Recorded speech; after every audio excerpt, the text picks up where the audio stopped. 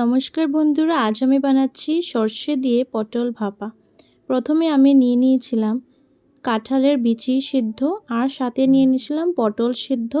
এখন আমি কড়াইয়ের মধ্যে অল্প শুকনো লঙ্কা আর মৌরি দিয়ে পটলটাকে দিয়ে পরিমাণ মতো নুন, হলুদ গুঁড়ো আর লাল মরিচের গুঁড়ো দিয়ে দিলাম। দিয়ে ভালো করে এখন আমরা নাড়িয়ে নিচ্ছি আর অল্প ঢাকা দিয়ে রেখে দিয়েছিলাম।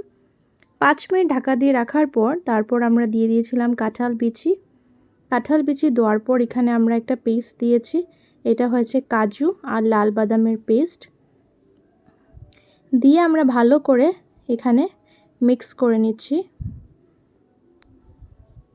তাহলে গ্রেভিটা অল্প থিক হবে আর খেতে ভালো লাগবে। আর এখানে আমরা দিয়ে দিয়েছি সর্ষের পেস্ট। সর্ষেকে পেস্ট করে এখানে আমরা দিয়ে দিয়েছি।